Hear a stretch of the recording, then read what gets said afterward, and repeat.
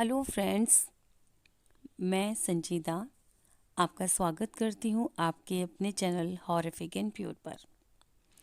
एक बार फिर से मैं आप सभी के लिए दोस्तों एक हॉरर स्टोरी लेकर आई हूँ जो कि एक सत्य घटनाओं पर आधारित है।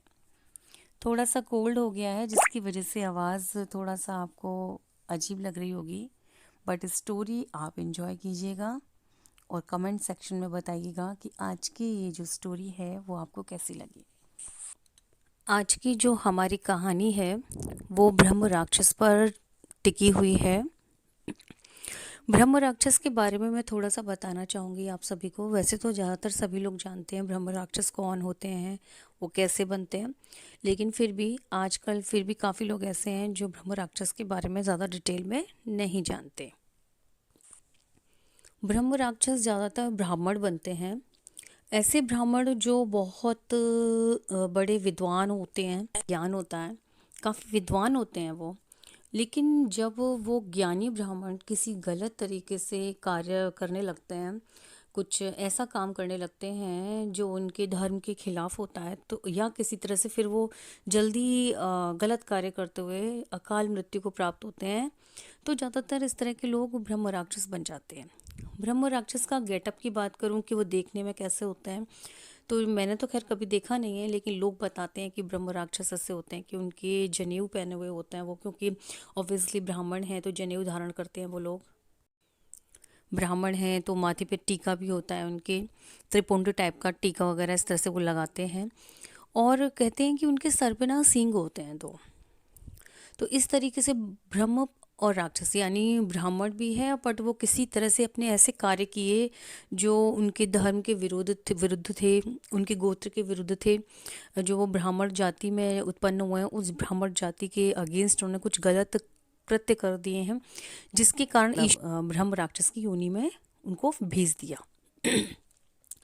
तो इस तरीके से तो मेरी जो आज की कहानी है वो एक ब्रह्म राक्षस पर है। ये कहानी बिहार की है। बिहार में ज़्यादातर आप शायद आप लोगों ने सुना होगा, जो बिहार में रहने वाले लोग हैं या जो बिहार जाते आते रहते हैं तो उन्होंने सुना होगा कि बिहार में बक्सर नाम की जगह आप लोगों ने सुनी होगी। इतिहास में भी बक्सर का बहुत ही मतलब अहम रोल रहा है हमारे भारतीय इतिहास में। तो बक्सर नामक जगह पर ना एक उपाध्याय टीला करके एक जगह थी, वहीं पर एक गांव था। तो ये कहानी बेसिकली उसी गांव से जुड़ी हुई है। वहाँ पर एक फैमिली रहती थी। तो वो जो फैमिली थी वो ब्राह्मण फैमिली थी। तो उस ब्राह्मण परिवार के मुखिया का नाम था रमाकांत उपाध्याय। तो ये रमाकांत उपाध्याय के पूरे परिवार की कहानी है। रमाकांत उपाध्याय जी के दो बेटे थे, एक बेटी थी और उनकी धर्मपत्नी और वो। तो बस इतना ही सब फैमिली थी उनकी। तो जो बड़ा बेटा था वो फौज में उसकी जॉब लग जाती है। उससे पहले का मैं थोड़ा बता दूं कि रमाकांत उपाध्याय जी की फैमिली कोई बहुत ज़्यादा पैसे वाली नहीं थी। मध्यम वर्ग के परिवार के लोग थे वो, और ज़्यादा उनका अच्छा खासा बजट नहीं था। तो नॉर्मल ज़िंदगी उनकी जी रहे थे वो लोग, आराम से अपना जीवन व्यतीत हो रहा था। लेकिन जब उनके बड़े बेटे की फ़ौज में जॉब लग जाती है, आर्मी में सेटल हो जाता है, तो थोड़ा पैसे का फेर अच्छा हो जाता है। आप लोगों को अच्छे से पता होगा, जो मिडिल क्लास फैमिली के लोग हैं जैसे मैं हूँ, आप हैं, तो आप लोग इस बात को बहुत अच्छे से समझ सकते होंगे कि मिडिल क्लास फैमिली के लिए एक एक पैसा कितना इम्पोर्टेंट होता है। जब बड़े बेटे की जॉब लग जाती है तो थोड़ा आर्थिक स्थिति उनकी बेहतर हो जाती है। तो रमाकांत उपाध्याय और उनकी फैमिली ये सोचते हैं कि थोड़ा सा पैसे का भी फेर हो गया है, तो क्यों ना इस छोटे से घर से कोई थोड़ा सा बड़ा घर ले लें, क्योंकि घर बहुत छोटा था और उसमें थोड़ी दिक्कतें आती थी। तो रमाकांत उपाध्याय जी ने सोचा कि आगे चल के बेटों की भी शादी होगी, तो क्यों ना थोड़ा सा बड़े घर की व्यवस्था की जाए। तो उन्होंने अपने गांव के आसपास का ही इलाका उन्होंने उचित समझा कि थोड़ा सा गांव के पास में ही कोई गांव मिल जाए जिसमें थोड़ा बजट में हमें हो जाए हमारी व्यवस्था, तो बहुत अच्छा रहेगा, क्योंकि वो ज़्यादा दूर जाना नहीं चाहते थे। फिर उन्हें पता चलता है कि उनके गांव के बगल में जो गांव है वहाँ पर एक घर है जो काफ़ी बड़ा है और सही रेट में मिल रहा है उन्हें। बल्कि सही रेट में क्या मैं कहूँ, तो उन्हें बहुत, जो उन्होंने बजट जो लेके चल रहे थे उस बजट से भी कम है वो जाकर एक बार देखकर आते हैं तो उन्हें घर बहुत पसंद आता है। तो वो कहते हैं कि चलो घर बहुत अच्छा है और घर ये कम बजट में भी है, और घर बहुत सही है, हम लोगों के लिए तो बिल्कुल परफेक्ट है। तो वो लोग बहुत खुश हो जाते हैं कि चलो ये सही रहा मामला कि कम बजट में अच्छा घर हमें मिल गया, तो हमें इस मौके को गंवाना नहीं चाहिए। थोड़े से सीधे और सरल परिवार के थे वो, तो इतना छल कपट और इतना मतलब था नहीं उनके अंदर कि दुनिया में इस तरह की गलत चीज़ें भी हो सकती हैं। जब सब फाइनल हो जाता है तो फिर वो गांव के लोगों से बातचीत करने में व्यस्त हो जाते हैं कि भाई गांव के लोगों से भी बातचीत कर लें, बात पूछें क्या है कैसे है। तो उन्हें पता चलता है कि ये जो घर है ये कई सालों से ऐसे ही पड़ा हुआ है, इसे कोई खरीदना नहीं चाहता। उन्होंने सुना कि इस पर ना कोई ब्रह्म राक्षस रहता है, तो इन बातों पर उन्होंने यकीन नहीं किया। पर मन में कहीं ना कहीं डर बैठ गया कि गांव वाले जो कह रहे हैं क्या वो सच तो नहीं है। तो ये जो मकान, ये जो घर जिसके नाम था, वो बंदा दिल्ली में रहता था। तो ये उससे बात करते हैं तो वो बंदा बताता है कि भाई ये मेरे चाचा जी का घर है, और ऐसे ऐसे वो एक तांत्रिक थे और वो अब इस दुनिया में नहीं हैं। अब ये तंत्र मंत्र करते थे तो लोगों के मन में वहम बैठा हुआ है, जबकि ऐसा कुछ भी नहीं है। मैं खुद इस घर में कई महीनों रहा हूँ। समस्या ये है कि मैं दिल्ली में रहता हूँ और मेरा जो बिज़नेस है वो दिल्ली और दिल्ली के बाहर के एरिया में है, और मैं यहाँ कभी नहीं आने वाला। ये जगह तो मुझे निकालनी ही थी। आप नहीं लेंगे तो मैं किसी और को भेज दूंगा। वैसे आप यकीन मानिए यहाँ ऐसा कुछ भी नहीं है। लोगों ने इसकी रेट गिराने के लिए और ये जगह, और रमाकांत जी को ये बात काफ़ी हद तक समझ में आ जाती है, तो वो फाइनल कर लेते हैं और वो उस घर को खरीद लेते हैं। अपने परिवार के साथ इस घर में वो आ जाते हैं। इस परिवार में जब वो आते हैं तो वो देखते हैं कि आंगन में, मतलब हाँ, आंगन में एक बहुत बड़ा पीपल का पेड़ है। और पीपल का पेड़ कुछ इस तरीके से है कि वो ऊपर से तो मतलब सूखा हुआ है, लेकिन नीचे से वो हरा है। तो उन्हें बड़ा ताज्जुब होता है कि पेड़ नीचे से तो हरा है लेकिन ऊपर से पता नहीं क्यों सूख रहा है। वो ज़्यादा ध्यान नहीं देते और गृह प्रवेश की तैयारियां होने लगती हैं। गृह प्रवेश के साथ साथ सत्यनारायण की कथा का भी आयोजन होता है उस दिन। तो गृह प्रवेश की तैयारी जब हो रही होती है तो उस वक्त घर में जो पंडित जी आए हुए होते हैं, जो मंत्रोच्चार कर रहे होते हैं, क्यों आप हम अच्छे से जानते हैं, क्यों हम हिंदू धर्म से बिलोंग करते हैं, तो जब भी गृह प्रवेश होता है या कोई भी शुभ काम होता है, पूजा अर्चना होती है, तो बिना मंत्रों के ये पूजा पाठ हम अपना अधूरे सा ही मानते हैं। तो जब मंत्रोच्चारण हो रहा था तो जी के साथ साथ एक और आवाज़ गूंज रही थी वहाँ पर, एक और मधुर आवाज़ वहाँ पर सुनाई दे रही थी, जो बहुत ही अच्छे से मंत्रोच्चार कर रहा था। बहुत ही मतलब कहते हैं ना एकदम शुद्ध उच्चारण।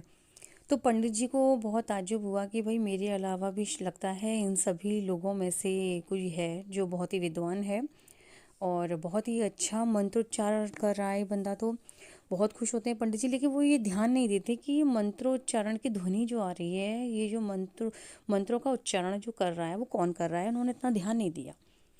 उसके बाद आपका गृह प्रवेश की पूरी विधि हो जाती है। उसके बाद सत्यनारायण कथा। पंडित जी महसूस करते हैं कि उनके साथ साथ कोई है जो मंत्र उच्चारण कर रहा है और बहुत शुद्ध मंत्र उच्चारण कर रहा है और उनसे अच्छे मंत्र उच्चारण कर रहा है।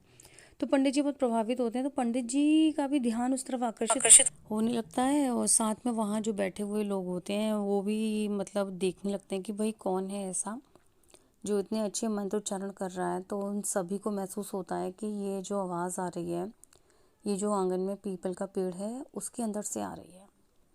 लेकिन उस वक्त माहौल कुछ इस तरीके का होता है कि वो सभी लोग इतना ध्यान नहीं देते। वो सबको ये लगता है कि हो सकता है हमारा वहम हो, और सभी अपनी पूजा पाठ करके प्रसाद ग्रहण करके अपने अपने घर चले जाते हैं और ब्राह्मण परिवार वहाँ उस घर में रहने लगता है। 2-3 दिन ही व्यतीत होते हैं।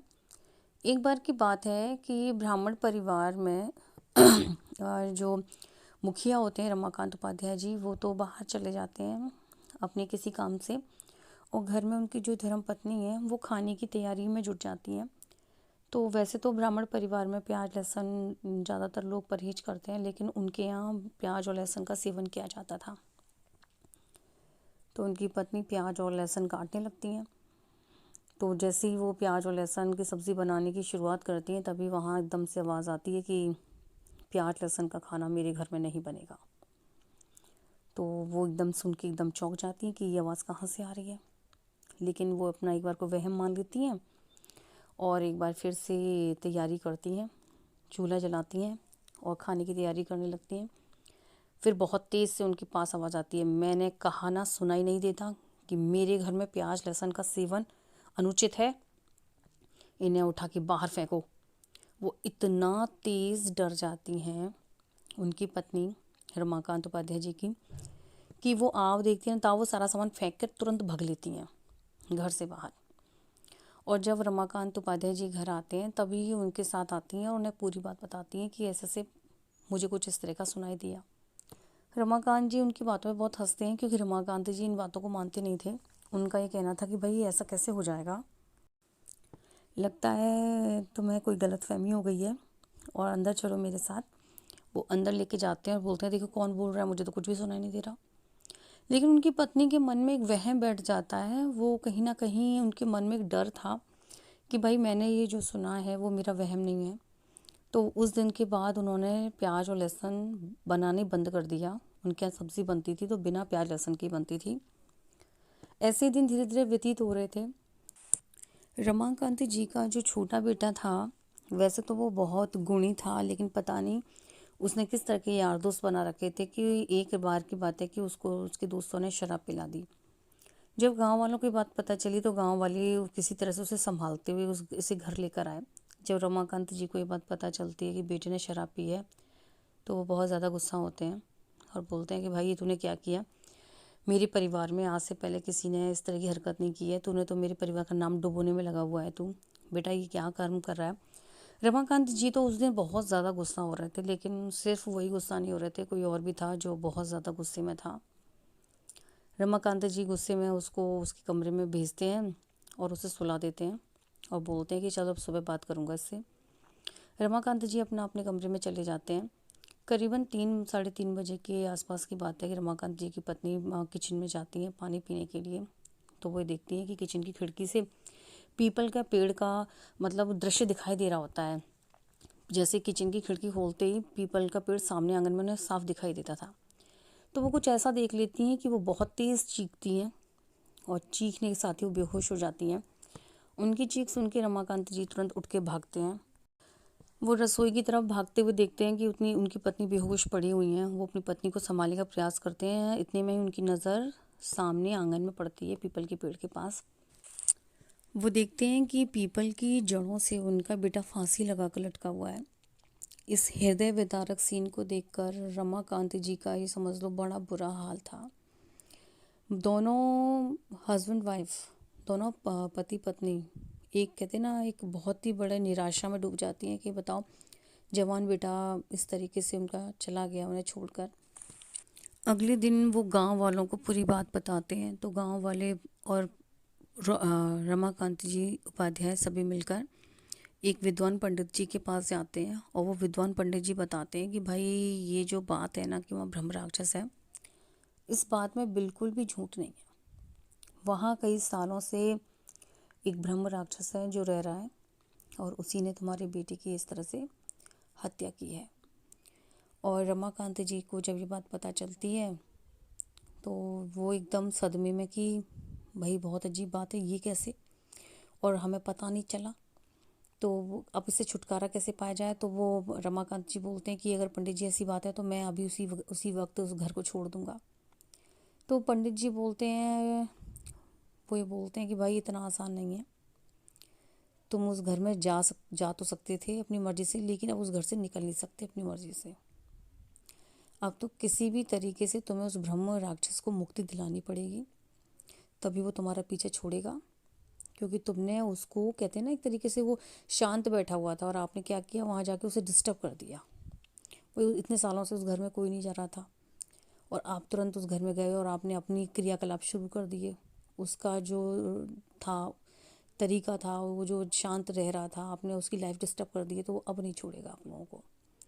अब आपको उसको शांति का कुछ ना कुछ करना पड़ेगा।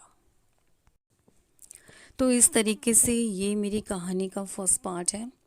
इसका सेकंड पार्ट बहुत जल्द आप लोगों के सामने आएगा। दोस्तों, अगर आपको मेरी ये कहानी पसंद आई हो तो प्लीज़ आप मेरी इस कहानी को लाइक करें, शेयर करें और मेरे चैनल को सब्सक्राइब करें।